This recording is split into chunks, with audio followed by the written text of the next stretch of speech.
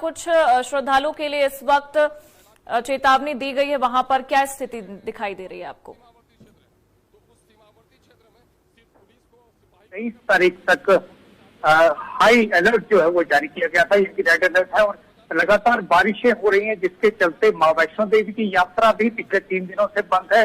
अमरनाथ यात्रा भी 3 दिनों से बंद है। इसके अलावा जो स्थानीय यात्राएं हैं वो भी बंद है। लोगों को कहा गया है कि आप नदी नालों के आसपास बिल्कुल भी न जाए। और दूसरी तरफ अगर हम देखते हैं तो राजौरी पुंछ में पिछले 24 से 48 घंटे में 30 से ज्यादा लोगों की लैंडस्लाइड और क्लाउड बर्स्ट के चलते मृत्यु हो चुकी है, जो वाकई में बड़ा दुखद है।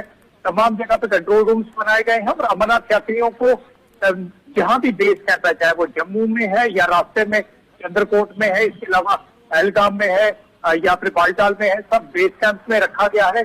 श्रद्धालुओं की जो सेफ्टी है वो सबसे बड़ी एक चिंता का विषय एडमिनिस्ट्रेशन के लिए है।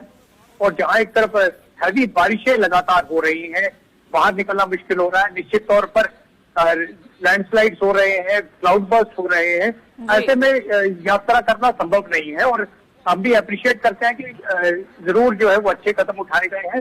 श्रद्धालुओं को अच्छी तरह से जो अलग अलग लंगर हैं या फिर अलग अलग जो उनके बेस कैंप में जगह है वहां पर खाने पीने की और उनकी रहने की व्यवस्था की गई है। सुरक्षा देखिए, दूर दराज से श्रद्धालु अमरनाथ यात्रा के लिए पहुंचे होंगे या फिर मां वैष्णो देवी यात्रा के लिए भी पहुंचे होंगे, जो कि दोनों यात्राएं वो अभी के लिए अस्थायी रूप से बंद कर दी गई हैं। लेकिन बात इसलिए भी इस वक्त काफी ज्यादा चर्चा की हो रही है क्योंकि देखिए वहां पर श्रद्धालु जो दूर दराज से पहुंचे हैं उनकी सुरक्षा व्यवस्था काफी जरूरी है। उनके लिए तमाम व्यवस्थाएं किस तरीके से प्रशासन करता नजर आ रहा है, क्योंकि मौसम विभाग ने साफ कहा है कि बारिश काफी दिनों तक अभी चलने वाली है, स्थिति काफी नाजुक रहने वाली है। निश्चित तौर पर ये आप कुदरत का कहर है और कुदरत के कहर के सामने जो है वो सब को झुकना पड़ता है। लेकिन हम तारीफ करना चाहेंगे प्रशासनिक अधिकारियों की। कंट्रोल रूम जो है वो 24/7 बनाए गए हैं। On ground QRTs, quick reaction teams के साथ SDRF, NDRF रखी गई है, जहां पर भी अपने हाईवेज और तमाम जो बाकी सड़कें में बंद रखा गया है, कम से कम आवाजाही हो। और सुरक्षा जहां तक हमारी अमरनाथ यात्रियों की बात है, चाहे मां वैष्णो देवी की यात्रियों की बात है, बेस कैंप्स पर मैंने आपको बोला कि सफिशिएंट लॉजमेंट सेंटर्स बनाए गए हैं। हर लॉजमेंट सेंटर में यात्रियों को रखा जा रहा है। अभी तक अगर हम बात करें मतलब एक तरीके से यात्रियों की सुविधा का खासा ध्यान देने की पूरी कोशिश है। दीपांकर, मैं आपसे जानना चाहूंगी जो तमाम श्रद्धालु हैं उनकी तरफ से क्या प्रतिक्रियाएं सामने आ रही हैं, क्योंकि कई जगहों से वो पहुंचे होंगे इस वक्त यात्रा के लिए।